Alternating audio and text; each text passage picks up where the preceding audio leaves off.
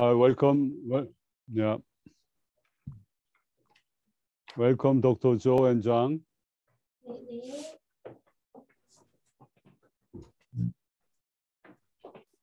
So Dr. Zhou Donghee and Dr. Zhang Yongwook are new faces, but they are integral parts of our project. And because they were very busy, they could not attend the previous meetings, but they are now here.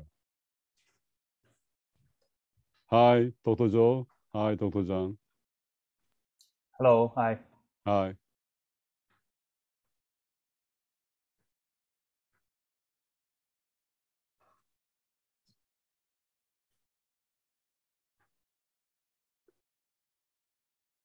So who is missing? Yerlehi? Sebastian? I was informed that Sebastian is unable to attend this meeting today. And Thomas is... Thomas is with me. Right, I can see him now. He's in the shade, right? Yes.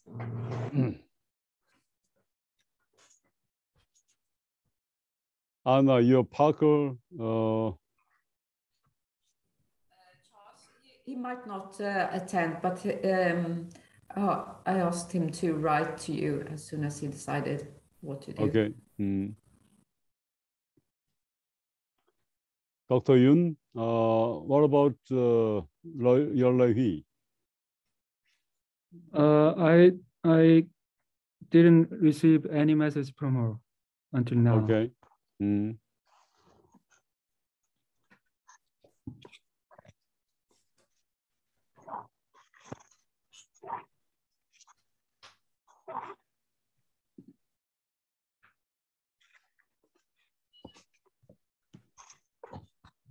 I think we can start right away now, right? Because we have a long schedule today.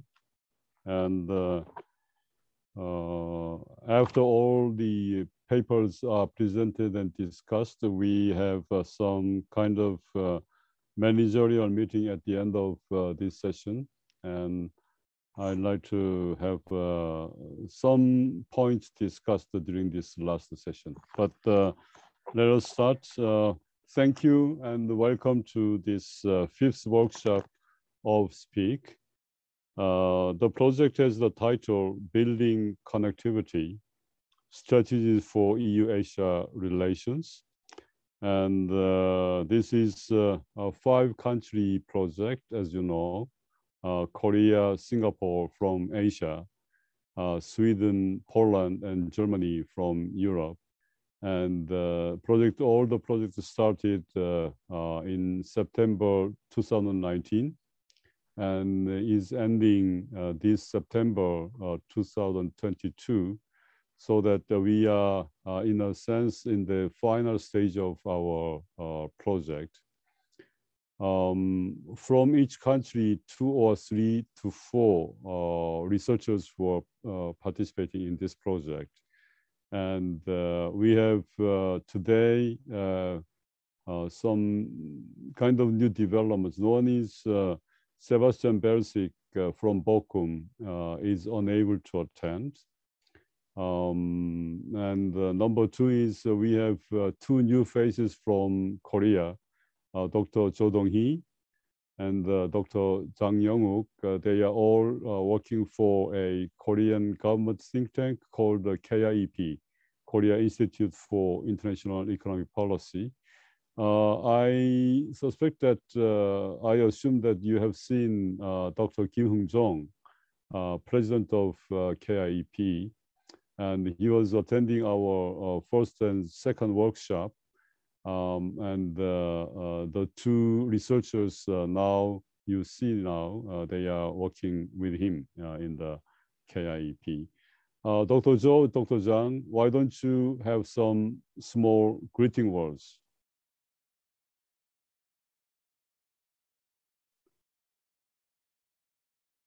Dr. Zhou first.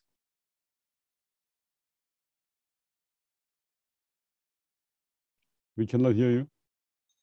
I think he has some problem. Okay. A microphone, so I will. That's okay. I will start. Yes. Dr. Zhang then. Right. Hi, this is Dr. Younguk Jang from Kiev, and actually I haven't been. I mean, I've been in this institute for 1.5 years now, and I haven't had too much experience on research about the European issues. But with this opportunity, I was able to look into some financial institutions in Europe and China and other Asian regions, and was able to find some chance or possibility for them to cooperate. So it was a good opportunity for me, and I hope that this meeting is productive for my research and others alike. Thank you. Dr. Zhang, I heard that your current research is about COVID-19. Is it right? Yes. So Europe was kind of epicenter of COVID-19, and I had to do it. I had to do some research on COVID-19 situation in Europe and Korea as well. So yeah, it was my main research topic at the moment. What do you expect? How will the situation be? Will be the situation in Europe and Asia, in Korea, in June, in April and June, July? I don't know. It's almost impossible to anticipate what's going to happen in 1 month or 2 months. I mean, it's impossible. Okay. It's the virus who will decide the future, I guess. Because I ask this question because we plan to have international conference in April or June or July. So whether we have to have it offline, if yes, where is optimal? That is our big concern now. So we have to discuss that in the last session when we discuss the managerial things. Dr. Zhou, are you ready now with the microphone? Yeah, can you hear me? Yes. Yeah, so, oh yeah, shoot. Okay. I have 2 computers at home. So I thought I was quite prepared, but then one of the computers' microphone stopped working yesterday. And so I went to this old one, and this one stopped working today. And finally, my phone is working, thankfully, yeah. So I'm Dong-hee Jo. I also work for Kiev. And me and Dr. Zhang were invited by Dr. Kim, who's now presiding our institute. And so when I heard about the idea of this project from Dr. Kim, I thought because we do quite a lot of work on the FTA at Kiev, and FTA is I think is one of the most concrete examples of how we can improve connectivity between regions. It's a very concrete institution, and it's quite hard rather than soft. So it's relatively more tangible to analyze.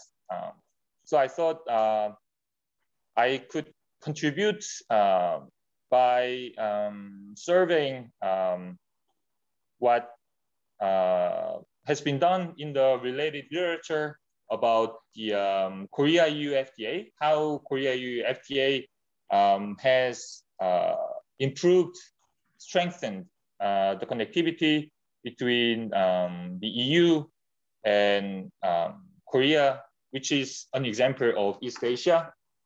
And Korea-EU FTA, we will talk about it later, but it's rather it's quite an interesting case, because if we look at the unconditional trade values before and after the FTA went into force, it's not really clear from the unconditional trend whether we can say that the FTA helped improving, strengthening the connectivity.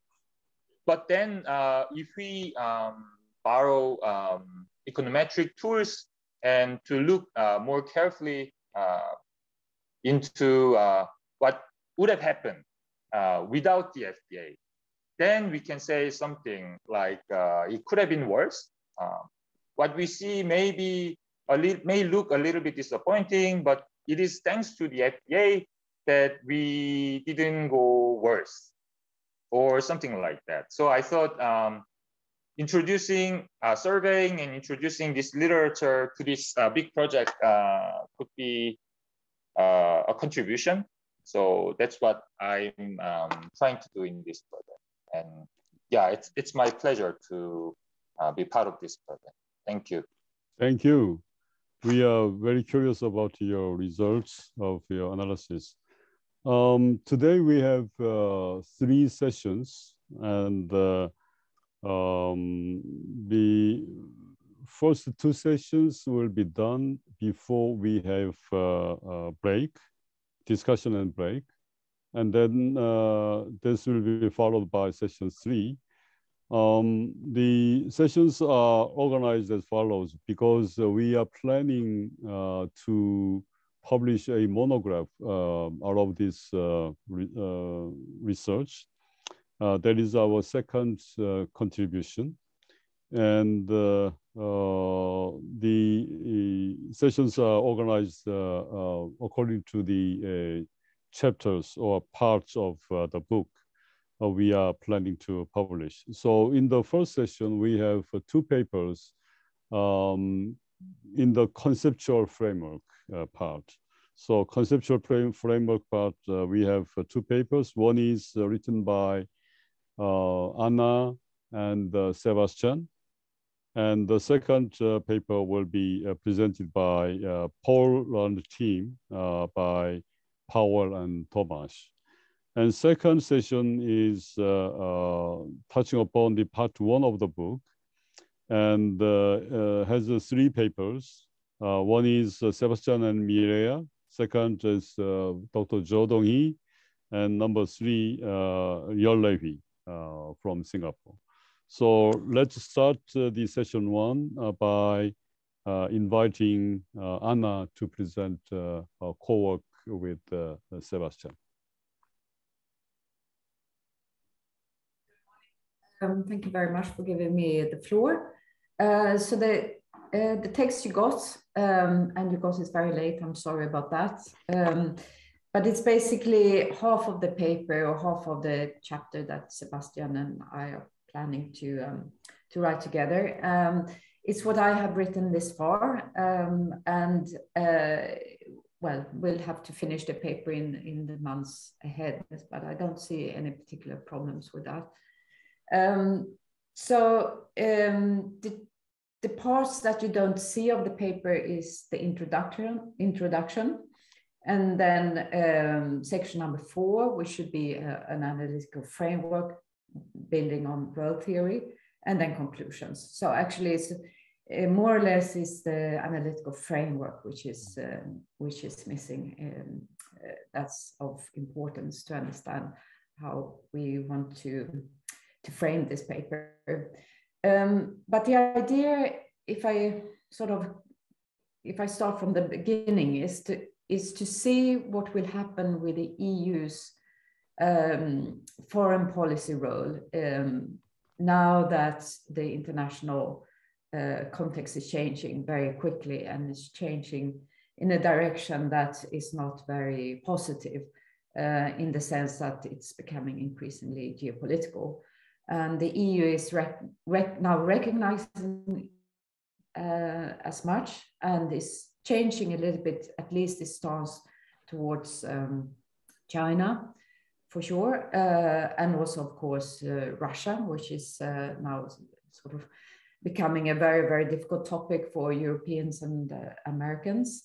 But anyhow, our idea here is to say that as the world is becoming more geopolitically oriented, that will have an impact on the EU's role, its foreign policy role, so how it sees itself, but also how it's going to act out this role, in particular in regard to Asia. And I think we were on this sort of topic very early already in the beginning of the autumn. And I think in some ways now with the publication of the Global Gateway Initiative, we are reivindicated in our orientation, because if we read the Global Gateway Initiative, it's very clear that the EU is sort of, gearing up to be efficient, hopefully at least have a clearer role in a different kind of international context. So that I suppose that will be very much a part of the first section, which will introduce the topic, and it will also influence how we then see the analytical framework, which we hope can be helpful for other chapters of the book as well. But what is in the paper as it stands today, it's basically, I think, two things. One is section 2, which is an attempt to conceptualize what the liberal world order is or was, and also what world orders in general can be. So if we admit as much as the liberal world order is changing, it's changing into something new. And this new international order is where the EU and other international actors will have to find their roles in the future. So it's very interesting in also looking conceptually into what international orders are in general. And then a little bit the background of the international, the liberal world order, and then how the EU has understood it, and then also how Asian countries have understood it. And then from there on, section number 3 is to sort of combine role theory with a conceptualization of social orders. And social orders, we take very much the idea here of Alexander Bent, which is the classical, let's say, conceptualization of international social orders, basically building on an idea that the international system is structured, but not structured only in the sense of material resources and abilities, but structured also in the sense of identities. And therefore our idea is that, or our argument here is to say that when the international order is changing, the social order, so the way in which actors engage with each other on the international scene is also changing, and therefore we can take quite a lot of assistance from role theory to understand how the non-dominant actors, so with the non-dominant actors, I basically mean all actors apart from the US and China, how they must adapt their own role conceptions, but also how these new role conceptions are going to be dependent on the dominant actors accepting them, so that all what we call the alter part of an actor's role conception.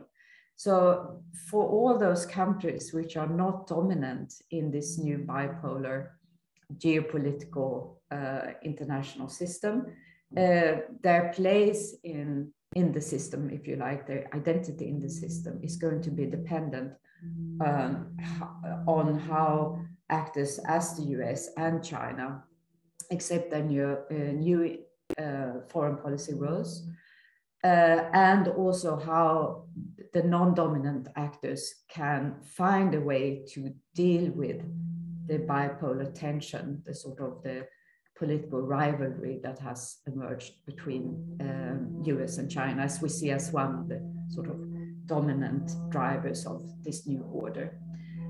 So that's basically where the paper stands today. Yeah, I will stop there. I've noted some sort of questions at the end of the paper, which we will deal with as we sort of try to finalize this paper in the coming months.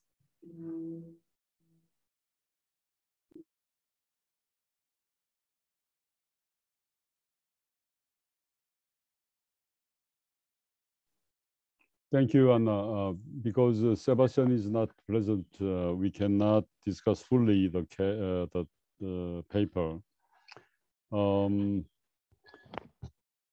Is there any? I think we can do the discussion after the papers are presented, right? Second paper will be presented by Powell. Yeah.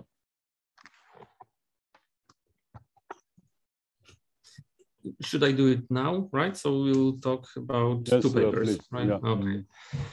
Okay, thank you, Professor Park, and hello, everyone. I will present our paper, which is titled Driving Forces of Connectivity. I'm sorry, I haven't sent the file before the seminar.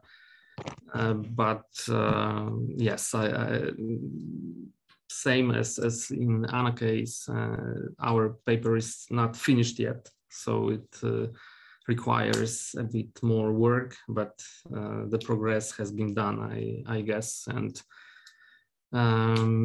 we are, I think, in the next month, within next month, we'll, by the end of February, we should have it finished. I hope so.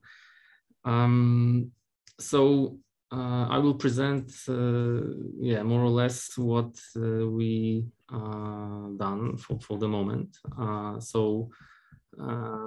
Actually, we are talking about driving forces of connectivity, and this is, of course, a very wide subject we can discuss from many different aspects and analyze it.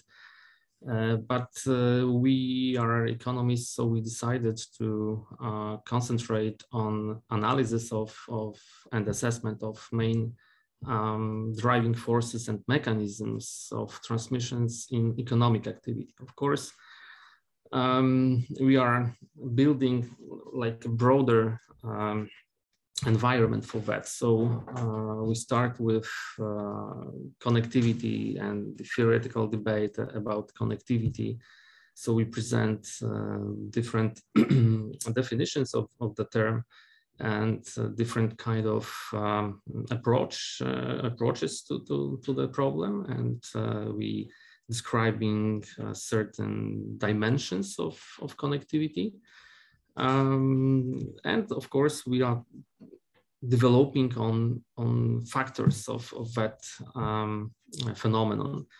So we are talking about the driving forces in different areas of connectivity, like in economic, physical, people-to-people, political and security, as well as institutions. So it is like a definition and dimensions of connectivity taken by ASEM.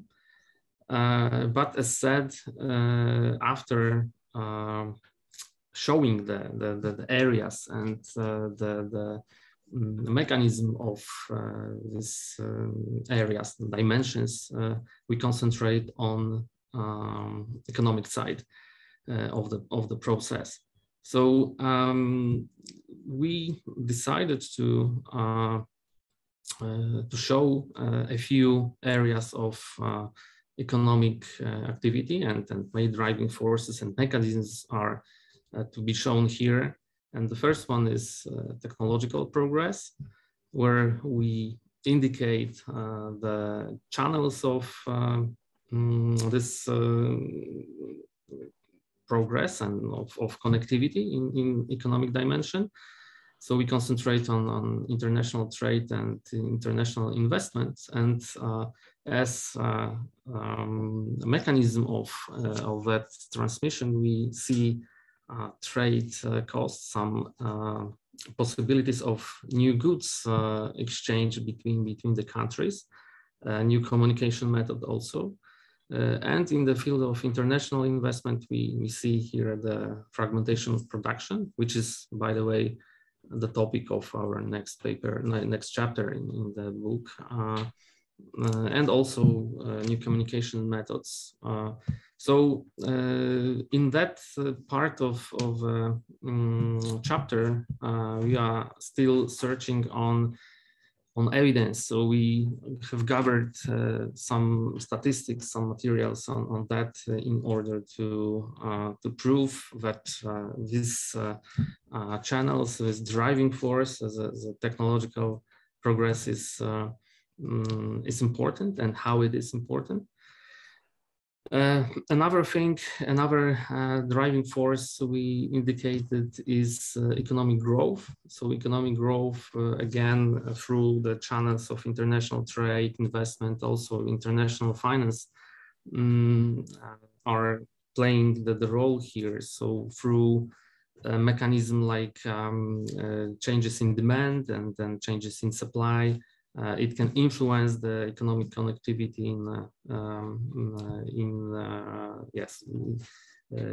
in this like progressing of the phenomena. And still here we also have some materials, and it is not finished yet at the moment, as I said, but yeah, some progress has been made here too. Then we also indicate trade and investment policy. It is one of the most important driving forces of economic connectivity. So the mechanism of transmissions are connected to preferential trade agreements. We are talking about trade conflicts. By the way, we still have in mind the remarks made by Sebastian and Anna in the previous seminar, to take into account like the relations between the US and China in that field. So the conflict, trade war should be taken here too, and also kind of Chinese ingredient here, like showing the BRI also will be shown here. Also, we think about showing mechanism of tariff and non-tariff barriers. So it is it can be assessed somehow through some data, and of course, a regulatory framework is one of mechanisms through which this driving force as a trade and investment policy influences the economic connectivity. And finally, we indicated also structural changes through the channel of trade, investment and finance, international trade, investment and finance. We indicated the four mechanism of transmission. So the changes in welfare, like sectoral restructuring, which is quite visible here and has influence on economic dimension of connectivity.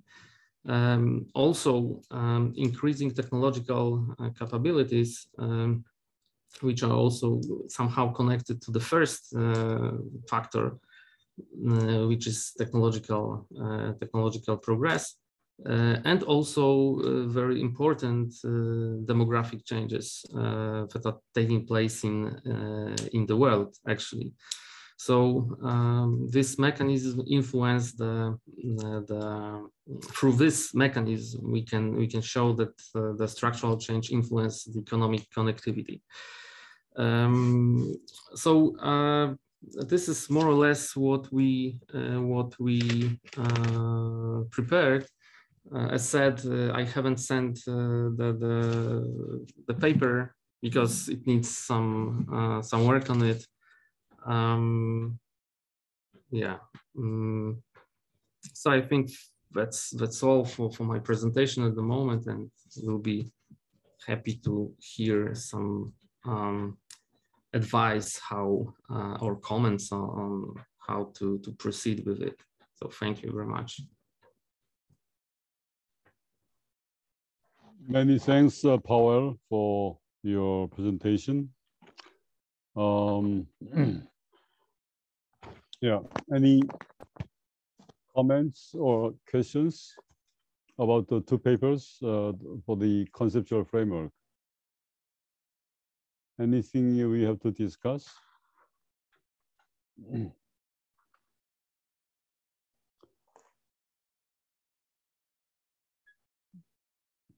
May I raise one point to Powell? I think this is also related with Anna's presentation as well. Combining the two presentations, Anna was talking about liberal world order, and Powell was presenting about the driving forces of economic connectivity, such as international trade, investment, and financial transactions. These two concepts are quite much interrelated, right? Because we have increasing trade and investment in increasingly liberal world order. And I would be quite interested in knowing whether or not there are some repercussions. I mean, because in the reality, we have the debate about globalization further or not, right? So given that the international trade liberalization, investment opening, things like that were contributing to increasing globalization, we have got kind of backlash from, and that is probably, I mean, related with what Anna is talking about, weakening liberal world order, right? So how to accommodate these changes into the conceptual framework, that is one question I had when hearing your two presentations. How to incorporate. So, Dr. Zhou, please. Can you hear me now? Oh, yes. Yeah. So I finally fixed my computer. That's good. Yeah. So since it is Powell's paper will be at the beginning establishing what we mean by connectivity, and especially economic connectivity. I'm not very familiar with the literature, but these days we hear a lot about economic security. At least in Korea, it's becoming very popular, this concept, especially with the supply chain disruption, US-China tension, and COVID-related disruption as well. So I get the feeling that this has something to do with connectivity. We were already connected worldwide with global supply chain and stuff, but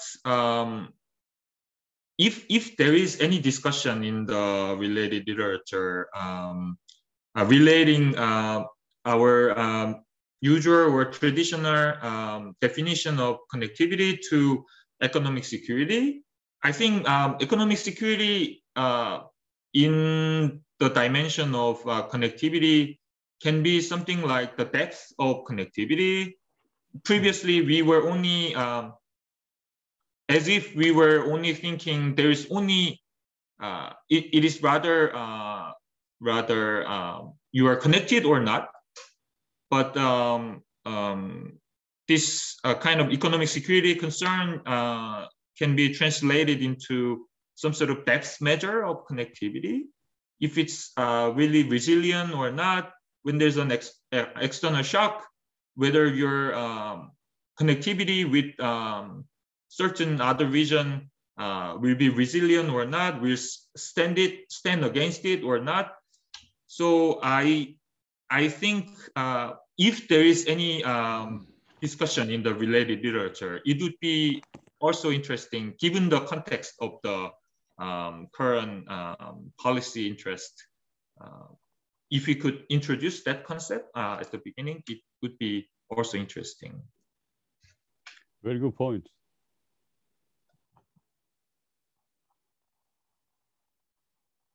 Yeah, that was it for me. That's good. Thank you. Powell, I have one question to you as well. In the beginning of your paper, you are mentioning about the ASEAN or Asia in general. Asia in general is a leader of the connectivity narrative. Even though I am in Asia, I have some doubt about that. Isn't it Europe who has started this narrative, this initiative? Maybe because in 1960s and 70s, we had the TAN, right, the Trans-European Network. And this is all about connectivity. And also the substantial part of European integration efforts was centered on the increasing connectivity among the European nations. So probably you had some specific intention to pick Asia as the leader of connectivity narrative. So I'm quite interested in knowing your opinion. Thank you for the question. Yes, indeed, I think that Asia is currently the leader of this narrative, but in the literature we can meet, of course, the works on the connectivity in Europe, and sometimes even today we have comparisons with connectivity within, for example, single European market. So we can, based on the experience of Europe in creation of economic and not only economic connectivity in the broader sense. So you may be right that in Europe we had some processes that took place before, but for maybe it was not named connectivity at that time, right? So we are coming back with the idea of connectivity in the broader sense, and that maybe perhaps started in Europe, not naming it like connectivity, but nowadays in Asia. And now I think that Europe is going to elaborate on and to develop the policy of connectivity in the broader sense, not necessarily only with Asia, right? So yes, we started somehow conventionally from Asia, because it started, the term connectivity was very much developed in Asia, and that's probably the start of the process. But we can, of course, look for some roots in the history. And if we talk about these networks, trans-European networks, and also the integration, economic integration within the single European market, we can evidently see the connectivity idea there. So perhaps we should also maybe put the part of the text and developing that term too. So it's a good point. Of course, we we had some comparison and some how to say relation to European experience, previous experience, but maybe we should put it more directly, right? So like as you, I guess you suggest that we should do it, and it will have like more fully. It will show more fully the idea of that phenomenon, right? So, yeah. Any response to Dr. Zhou's comment about the supply chain problem and yes, it's interesting. Thank you, Dr. Zhou, for that, because yes, nowadays we observe many activities of corporations that don't feel safe, really. So within, in general, in economic connectivity, we are talking about we can develop it or it can be stopped somehow. So the connectivity will decrease. And from the point of view of economic security, the situation where you cannot rely on your suppliers, which is very much distributed all over the world, is a bad thing. So we can observe, and we'll show it in the next, probably the next chapter, that it's very important. And we can observe even the redistribution or the changing in the global value chains. So for example, European corporations are moving. Of course, it's not a very strong process at the moment, but some of those corporations, they are moving the suppliers closer to Europe, for example. So diversification, and yes, it's resilience of those chains is very important. So somehow we could also mention about the security, because I think up to today we were talking about the developing connectivity, and more connected we are, and we should develop this connectivity. But the pandemic and this disruption of value chains showed us that it is also about security, right? So we can have some effects, negative effects of lack of this security. So in this economic dimension, we can see also some problems stemming from the disruption of value chains. Yeah, so I agree, and I think that the aspect of economic security at the beginning of the text will help to set the background, especially that we are writing majority of the text about economic connectivity, right? So this aspect is important nowadays. So yeah, thank you for that suggestion. Thank you. Anna, you have some response? Yeah, yes, some things that spring to mind. And one is that with this new geopolitical, let's say, logic we have in the world, is to underline that it is a new logic. It's not globalization and sort of economic liberalism, free trade and so on as we know it. I mean, maybe the liberal world order was more of an ideal type world order than one that was actually, you know, fully liberal and fully living up to its own principles. But I think we must recognize that we are not now in a very different ball game. The logic has changed. The logic of cooperation has changed, and we are not in. I mean, if we see what's happening, we are not in a logic of cooperation, at least with countries like China and Russia any longer.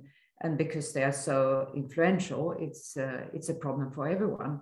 And Europe, as well as other Asian countries, feel that very much.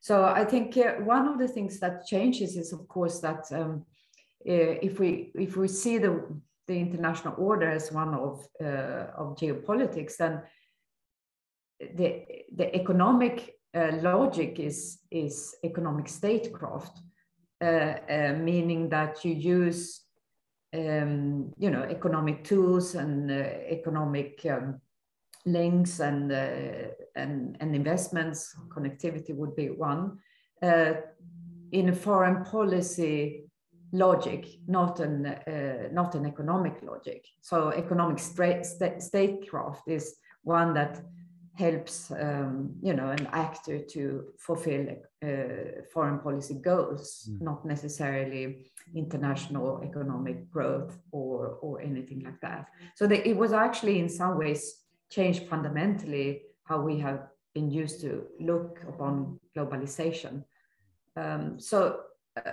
Which has, maybe in a way we're sort of exaggerating the point, but I think it's very clear to know that we have countries and organizations that still strive towards liberal globalization, if I can call it that. And then we have some countries which do not. And this new self-isolation of China is very, very problematic. The extreme aggressiveness of Russia is also it's very problematic.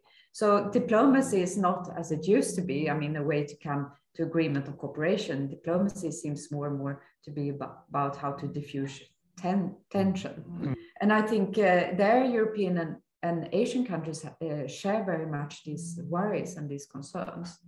And I think from that point of view, it's very interesting to see that the European Commission put forward this Global Gateway initiative, which is an upgrading of the EU-Asia connectivity strategy. Now there is some money, and now there is some real strategic sense in what the EU is trying to do. Whether or not it will be successful, that's another thing. But we are moving into a very different scenario, I think. And and it's also interesting to see that the EU as an actor, and here, I mean, it would be interesting to see what South Korea and Japan and also Southeast Asian countries in ASEAN and so on, how they actually deal with China, because in the EU is now giving itself statecraft tools like the strategic investment legislation. There is now a proposal for legislation in coercive diplomacy. So we see, and that is to protect some member states. For instance, the latest case of concern is Lithuania, and that is having, economic impact on other countries like Sweden and Germany and so on. And then also, I mean, we also have to think about the EU now trying to push forward also some of its internal goals, and especially, climate change goals and the green economy goals and so on. And it needs some sort of international convergence in order to fulfill these goals. And there we'll have, for instance, a common input tax. And how would that be seen from more antagonistic countries that don't share this kind of, climate or sustainability, let's say, goals of the EU. So, I mean, we have to look upon these things in a different light, I think. But I think there could be quite a lot of sort of, I mean, it's interesting to see and to note how the EU has been able to, or is enticing countries now in Asia and ASEAN as an organization to sort of come to agreement about what would be good common goals to pursue, and how to, well, maybe how to, how to actually counter some of the negative fallout of China's BRI or China's self-isolation, because that's, of course, it's not a good thing at all. We cannot have China self-isolating.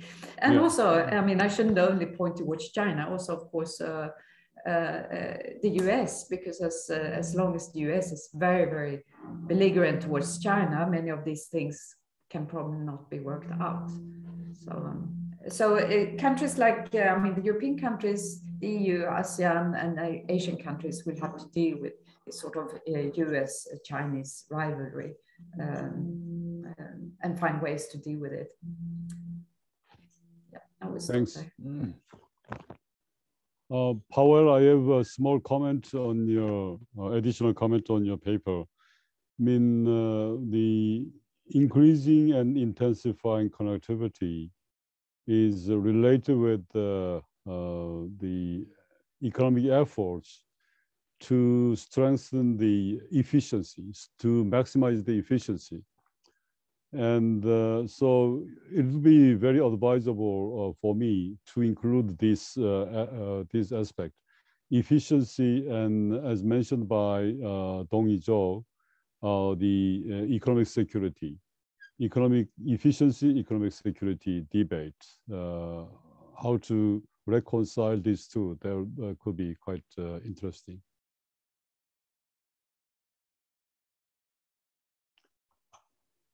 Any further comments?